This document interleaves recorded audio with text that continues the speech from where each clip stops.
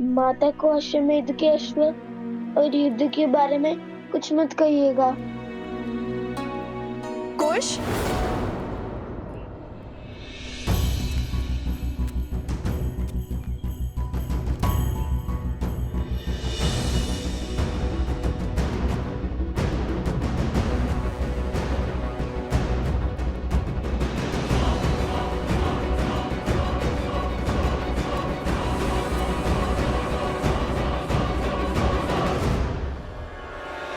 कुश, बोलो।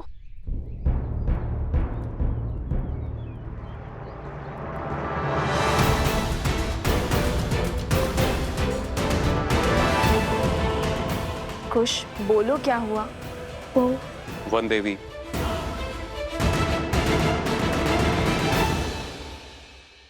हम भगवान वाल्मीकि जी के चित्रकूट से लौटने की चर्चा कर रहे थे।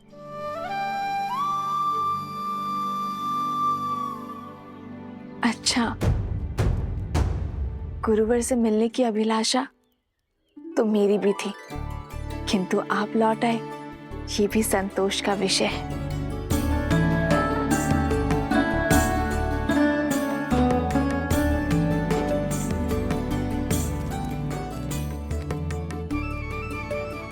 आज का है। वैसे कुश, तुम इतने शीघ्र कैसे पहुंचे?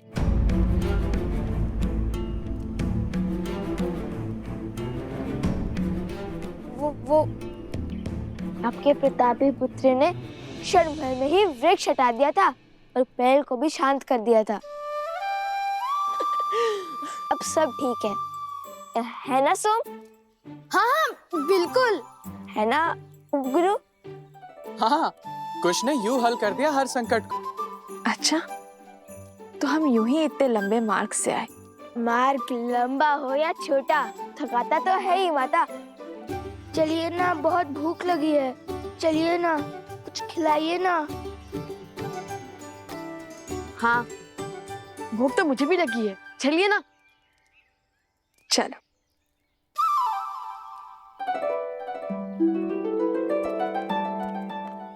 भैया, मैंने तो केवल धनुष उठाया, बाण साधा और ये किया, और उससे पेड़ खत्म हो गया। ना जाने किस माया, किस शक्ति की चपेट में आ गए थे हम।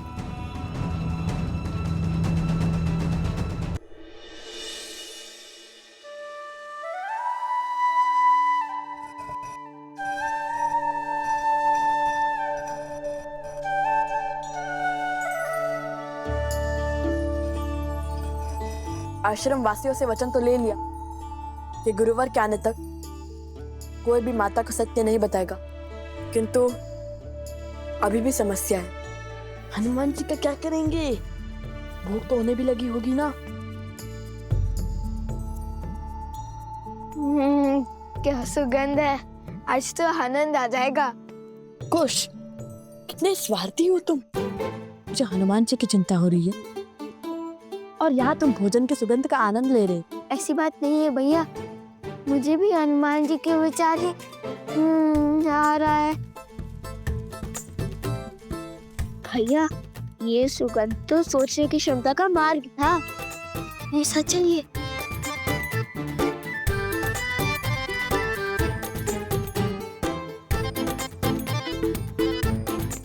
अरे कुश, रुको।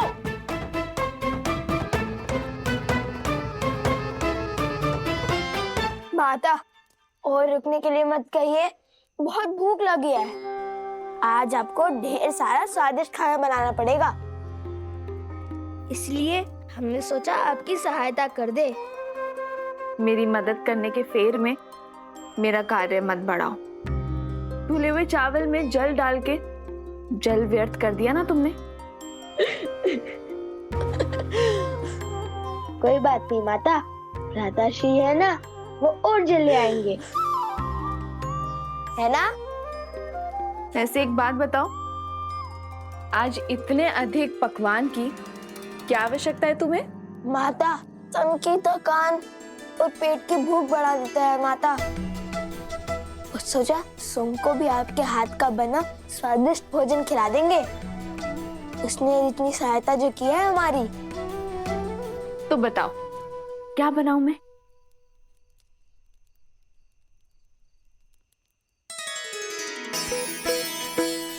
माता, मुझे तो अनेक वस्तुएं प्रिय हैं, जैसे कि खीर, मालपुआ, दही, मक्खन, केले, लड्डू। हाँ माता, जैसे खीर। मालपुआ मालपुआ। अत्यधिक परिश्रम तो किए तुम दोनों ने, तो उसके लिए 2 गुना फल तो मिलना ही चाहिए। मैं दोनों बनाती हूँ।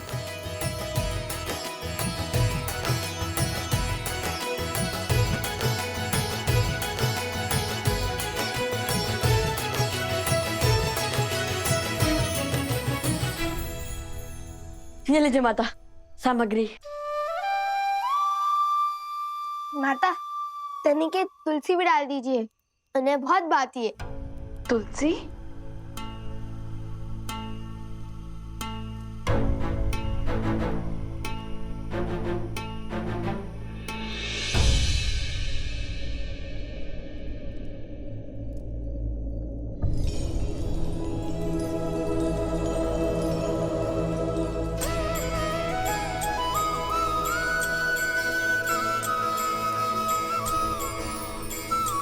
ठीक है, डाल दूंगी।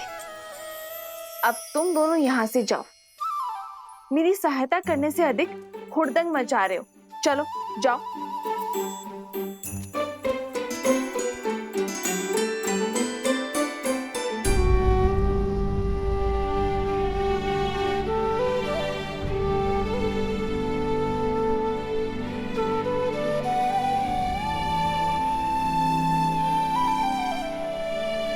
मुझे क्षमा कर दो लक्ष्मण, मैंने तुम्हें रोककर अनर्थ कर दिया। मेरे मन में पहले करुणा थी, किंतु अब मेरे मन में प्रतिशोध है। भैया की आज्ञा से उन दोनों बालकों को दंडित करूंगा मैं।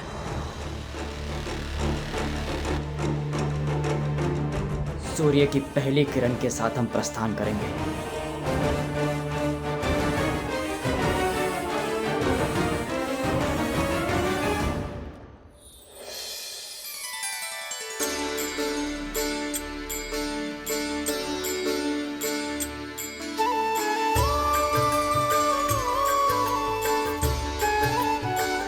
भोजन माता ने बनाया है। बहुत स्वादिष्ट है ना। सोमकर्ण को छका कर आए हैं। वो क्या है ना, उसी के नाम से तो हमने माता से इतना सब कुछ बनवाया है। वैसे हम असत्य नहीं बोलते, किंतु बंदी को भूखा भी तो नहीं रख सकते ना। कोटि कोटि धन्यवाद, किंतु एक दुविधा है, इसे मैं खाऊंगा कैसे?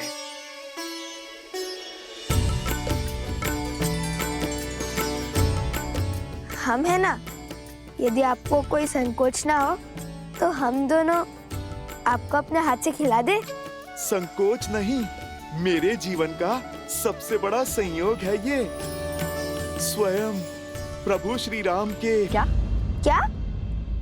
परम भक्त स्वयं प्रभु श्री राम के परम भक्त मुझे अपने इन हाथों से खिलाएंगे। माता को कोई संदेह तो नहीं हुआ? भोजन के समय मन में उल्लास होना चाहिए, प्रश्न नहीं। और हम दोनों की चतुराई के समक्ष किसी को संदेह कैसे हो सकता है? आप निश्चिंत होकर खाइए। हमें समय पर आश्रम भी लौटना है, अन्यथा माता को सत्य में संदेह हो जाएगा।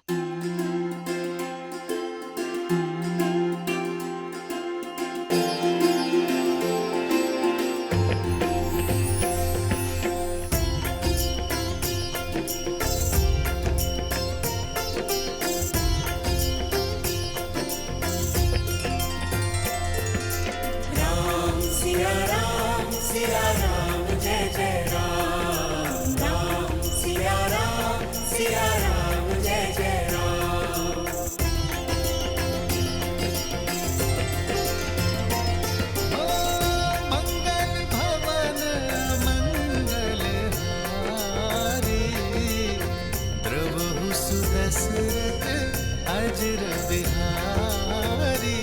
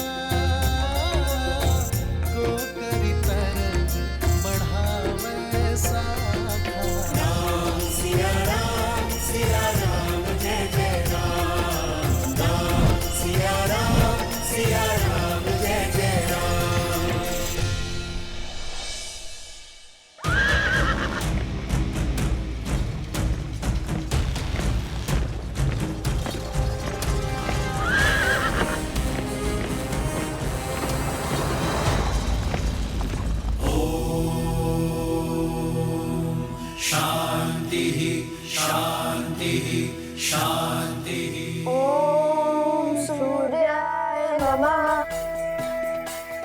हे माता तमसा, सदा की भांति आज भी हम वन देवी के पुत्रों की रक्षा करना।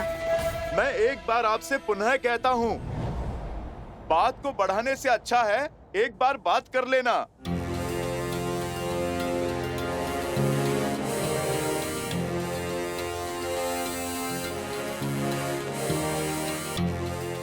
बातचीत से हर समस्या का समाधान संभव है। लक्ष्मण भैया के घाव मेरे प्रभु को पीड़ा दे रहे होंगे। यदि वो यहाँ पधारे और आप दोनों के कारण उन्हें कुछ हुआ तो स्मरण रहे, आप ना भगवान का क्रोध झेल पाएंगे और ना ही इस भक्त का।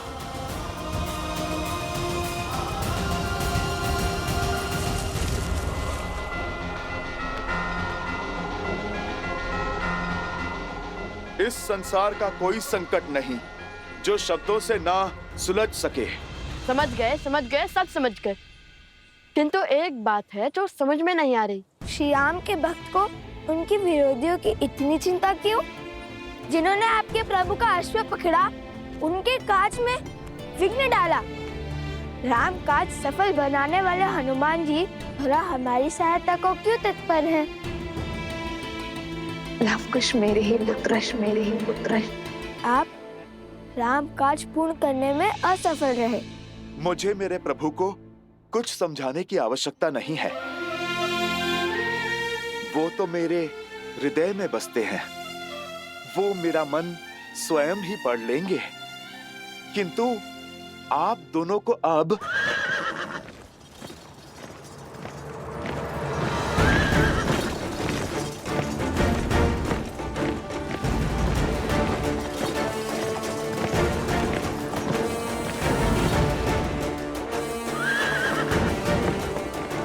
भरत भैया,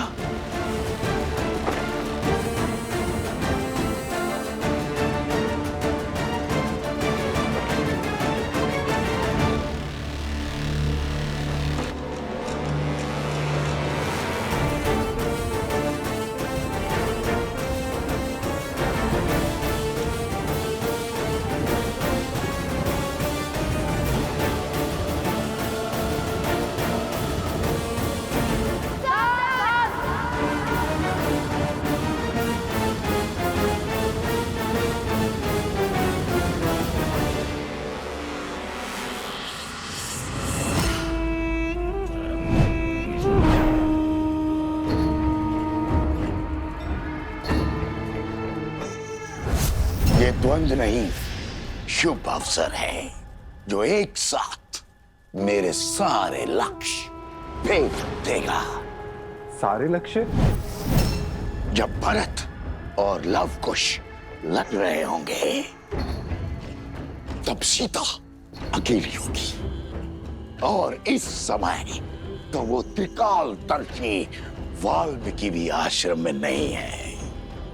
ऐसे में सीता की सहायता करने वाला कोई नहीं होगा। हम सीता का वध करेंगे।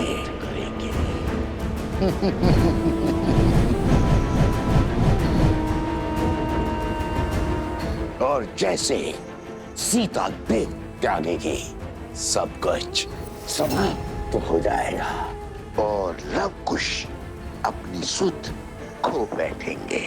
और तब उस क्षण का लाभ उठाकर हम अश्व को भी मार गिराएंगे।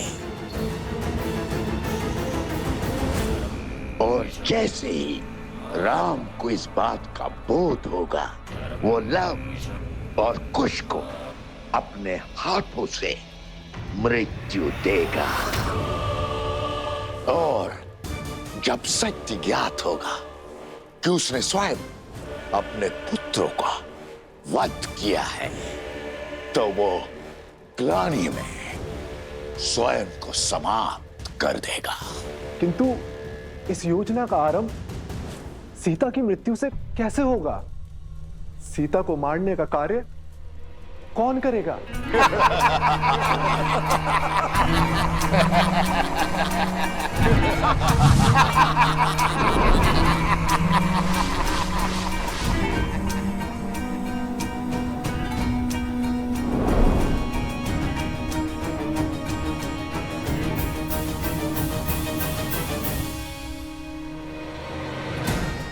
ये है वो शक्ति जो सीता की श्वास छीनेगी।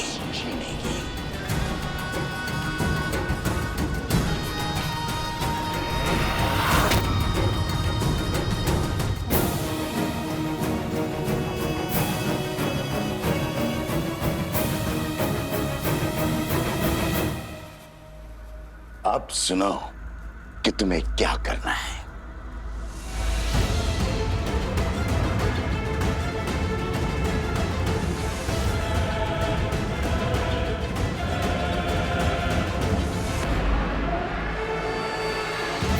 अब सीता का बचना असंभव है।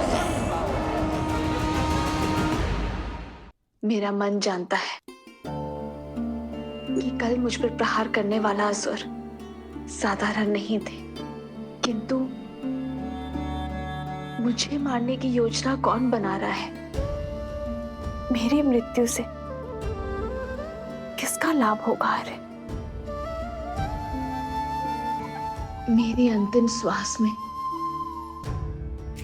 किसका हित छुपा है? ओ गुरुदेव, अनर्थ हो गया गुरुदेव, गुरुदेव।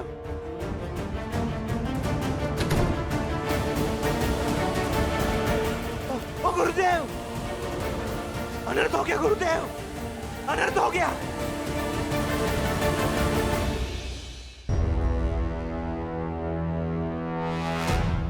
हनुमान जी, मैं मान ही नहीं सकता कि संसार का कोई भी बल आपको बांध सकता है, परंतु आप इस अवस्था में, अर्थात आप इन दोनों बालकों की मीठी बातों में आ गए।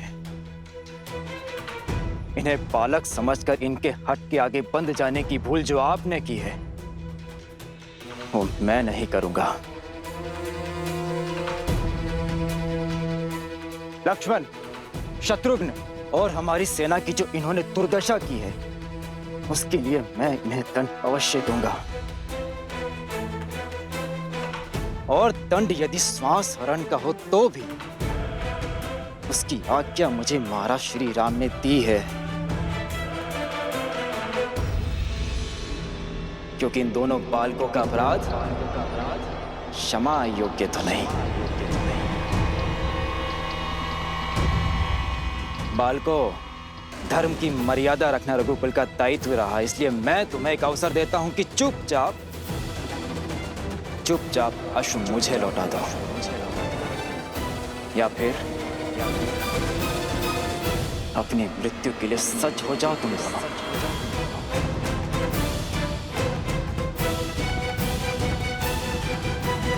अच्छा हुआ कि आप हमें बालक नहीं योद्धा समझते हैं, क्योंकि अबोध बालक ना तो प्रभु श्री राम से प्रश्न पूछने का साहस रखते हैं और ना ही सामर्थ्य। पर हमारे साहस नहीं, हमें सामर्थ्य दिया है कि श्री राम को हमारे प्रश्नों के उत्तर देने के लिए यहाँ आना होगा।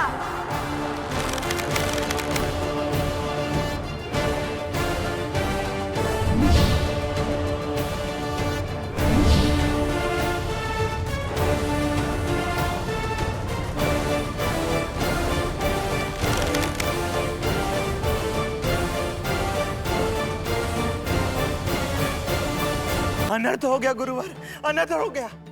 वहाँ पीछे वन में मैंने देखा। धैर्य रखकर ठीक से बताओ।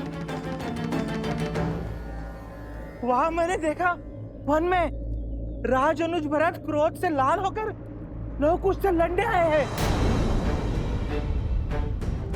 और लवकुश ने तो साक्षात हनुमान जी को बंदी बना के रखा है। अनर्थ हो गया। ऐसी स्थिति में लवकुश के प्राणों को संकट हो सकता है। शत्रुघ्न जी और लक्ष्मण जी जैसे शूरवीरों को परास्त करने वाले लवकुश, उनके लिए भरत जी को हराना कौन सी बड़ी बात है? और सुना है भरत जी है भी बहुत धैर्यवान। धैर्यवान है, किंतु इस समय अपने भाइयों पर हुए प्रहार से क्रोधित होंगे और सदा धैर्य का हाथ थामने वाले के भीतर जब क्रोध की अग्नि प्रज्वलित होती है तो सब कुछ जलाकर भस्म कर देती है। अब हम क्या करेंगे? एक और लवकुश को दिया वचन है कि भगवान वाल्मीकि के आने तक हम वन देवी से कुछ नहीं कहेंगे, और दूसरी ओर लवकुश के प्राणों पे छाया संकट है। ऋषिवर,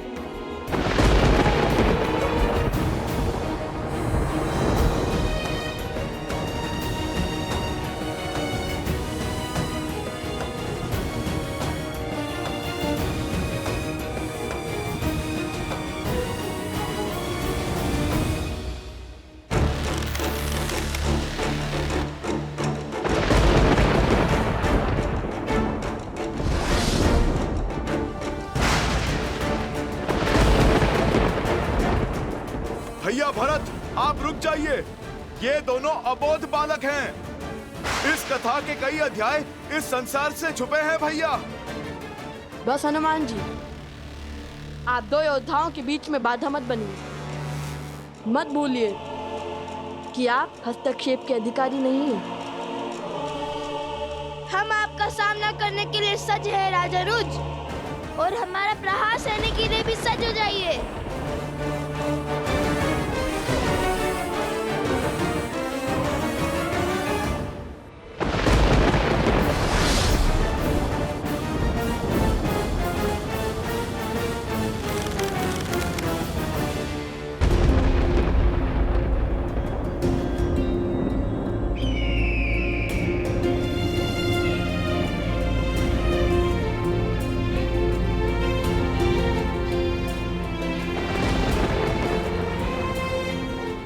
पक्षी उन मेघों से दूर भाग रहे हैं महाराज। यह शुभ शगुन नहीं है। शगुन अपशगुन केवल मन के विकार है आर्य सुनंत। इनमें नियति को बदलने का सामर्थ्य नहीं है।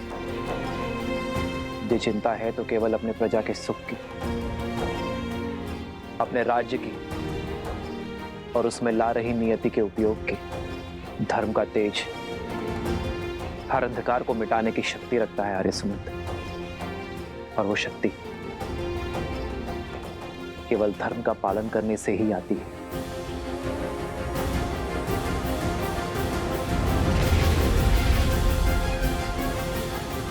राजानुज भरत जी, हम भी धर्म का पालन करते हैं, इसलिए हम आपको हनुमान जी की भांति खुद को समर्पण करने का एक अंतिम अवसर देते हैं।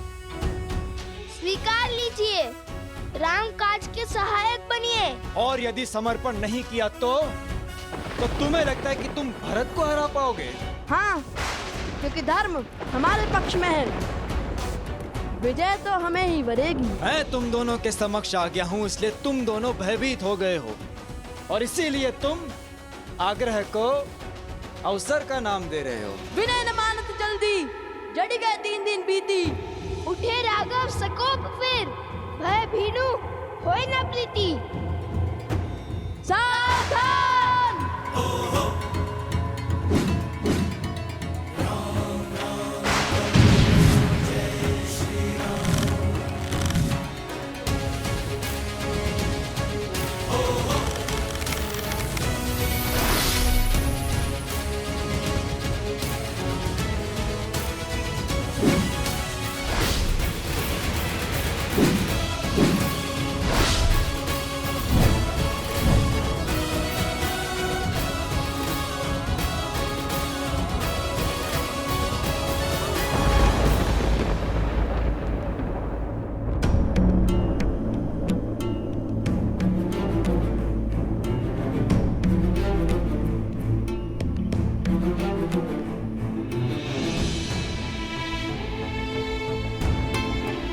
क्या हुआ?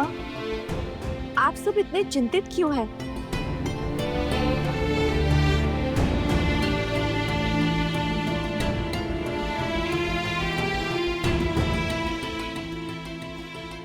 गुरुवर, कुछ तो है जो मुझसे छुपाया जा रहा है। बताइए ना, मेरा मन बैठा जा रहा है।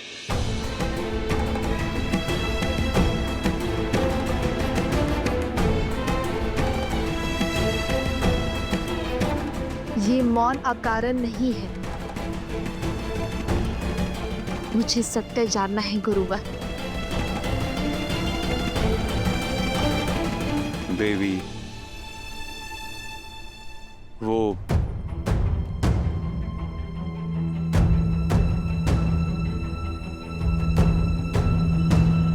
गुरुवर, गुरुवर, गुरुवर, आश्रम के वहां अनाज के भंडार में अग्नि दहक गई।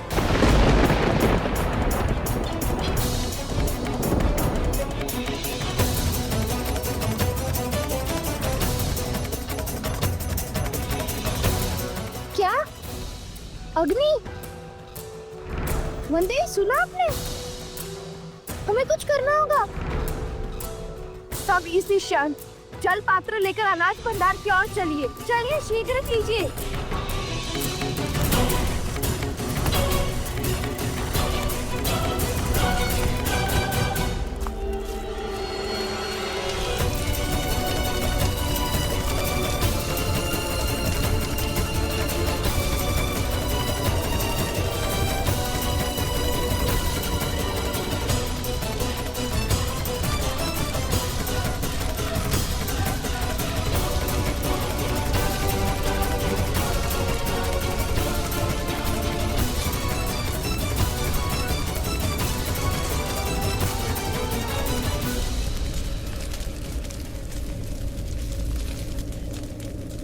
हर माटी की मटकी, हर जल का पात्र सब लाओ और इस अग्नि को बुझाओ।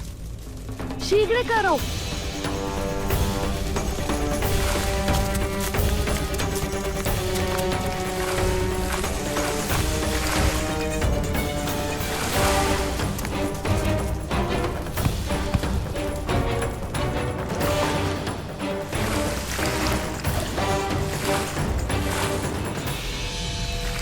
सब पंक्ति बनाओ, शीघ्र करो और यहाँ आओ।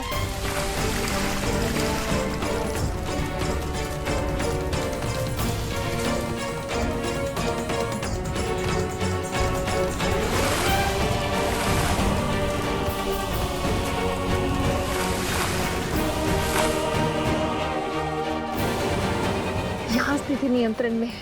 आप सभी वहाँ जाइए, वहाँ सहायता कीजिए।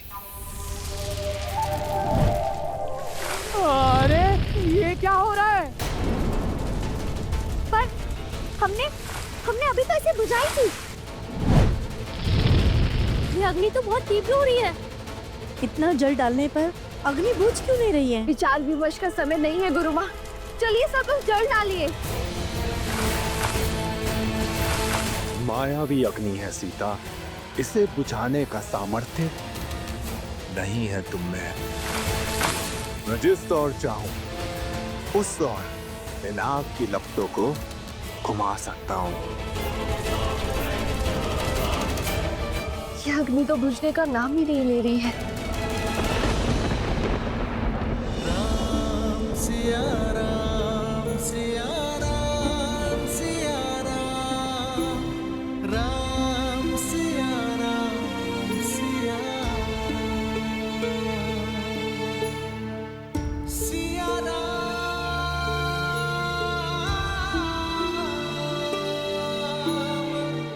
सिया तुम्हारे बांधे इस धागे की स्मृति में अब उन बालकों के भी चिन्ह पड़ गए हैं सीते। किंतु विडंबना तो देखो, राम के सबसे बड़े भक्त आज उनके सबसे बड़े शत्रु बन गए हैं और हमें ज्ञात ही नहीं कि वो ऐसा क्यों कर रहे हैं।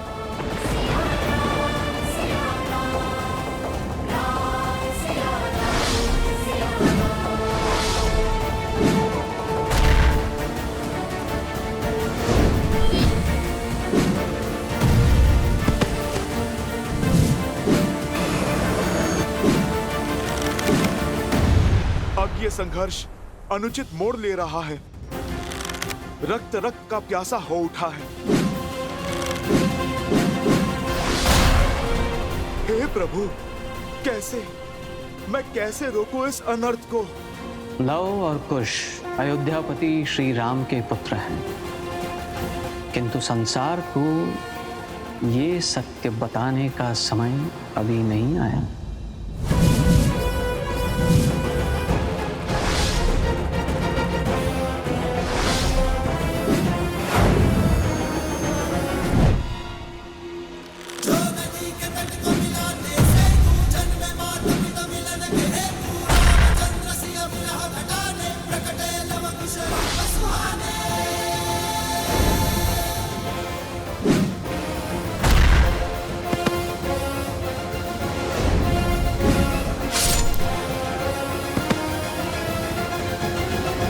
भिन्न भिन्न दिशाओं से प्रहार करने का अर्थ मैं समझाता हूं तुम्हें।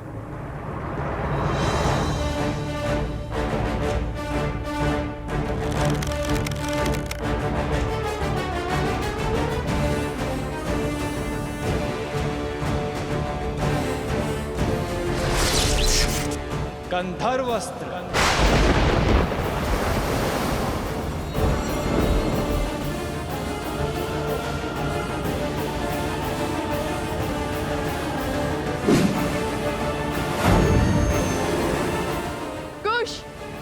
यह अस्त्र तनिक भिन्न लग रहा है, कुछ तो विशेष घटने वाला है, सावधान रहो।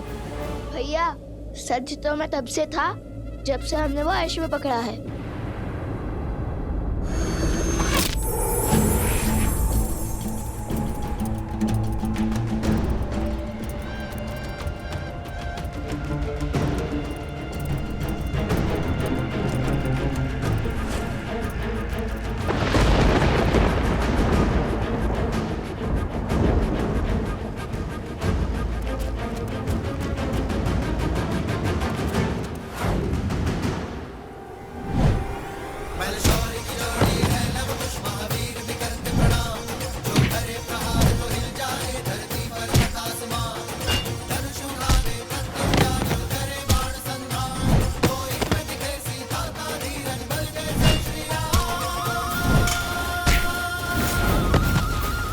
असंभव।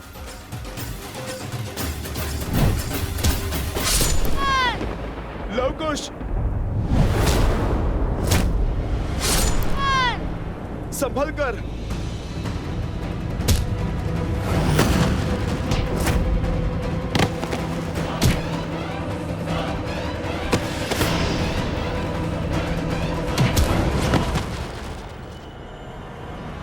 मैं राम भक्त हनुमान आपका बंधन स्वीकार करता हूं। एक ओर वचन का बंधन और दूसरी ओर कर्तव्य की पुकार। ऐसी दुविधा में आज तक नहीं फंसा मैं।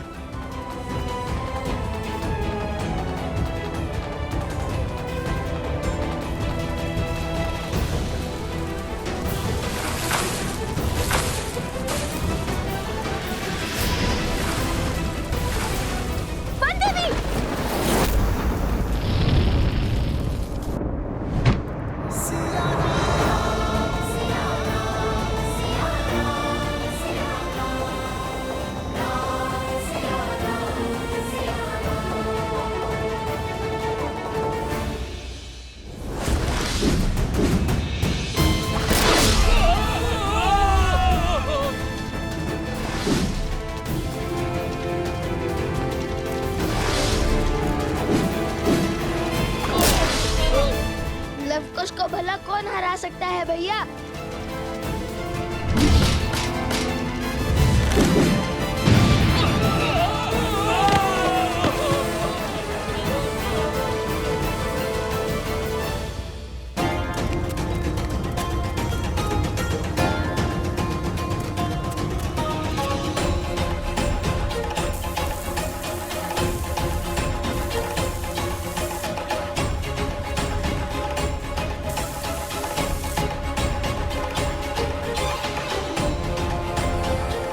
ये घास सूखी है, इसलिए अग्नि नहीं बुझ रही है, किंतु हम भी डटे रहेंगे, बिना रुके जल डालते रहेंगे।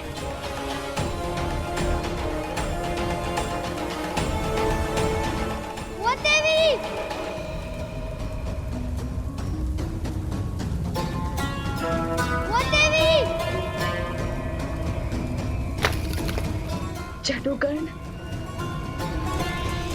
मित्र जतुकरण, जतुकरण भीतर फंसा हुआ है।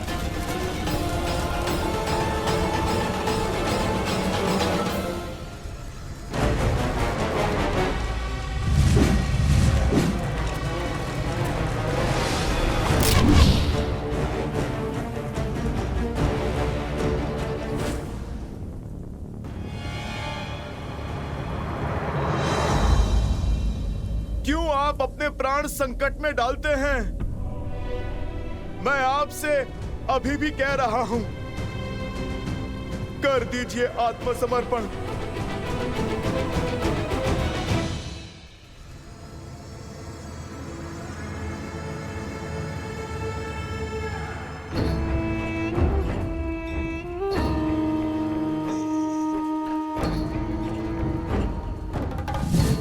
एक और लव कुश घायल होकर हार की चौखट पर खड़े हैं और दूसरी ओर मेरी मायावी अग्नि सीता को नहीं जीतने देगी। धर्मात्मा व्यक्ति का धर्म भी उसकी दुर्बलता बन जाता है। सीता को तो अवसर चाहिए, धर्म निभाने का, कर्तव्य पालन का। उसकी ममता आज उसे इस अग्नि में धकेल देगी और फिर होंगे लव कुश और सीता एक साथ। स्वाहा, मां और पुत्रों की चिता एक साथ सजेगी और उसकी अग्नि में भस्म होगा राम राज्य और स्वाहा होगी राम की सोच। कदापि नहीं हनुमान जी। अब भले ही युद्ध में प्राण अर्पण होंगे, किंतु समर्पण नहीं होगा।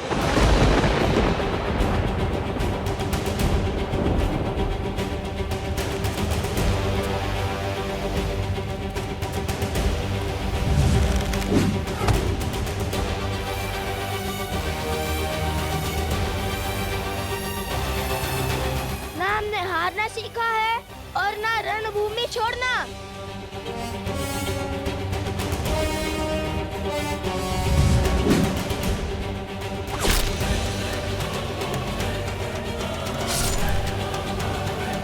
लवकुश, हठ में कई बार अनर्थ हो जाता है, आप मान जाइए, अन्यथा आप दोनों भरत भैया की क्रोध अग्नि में जलकर भस्म हो जाओगे।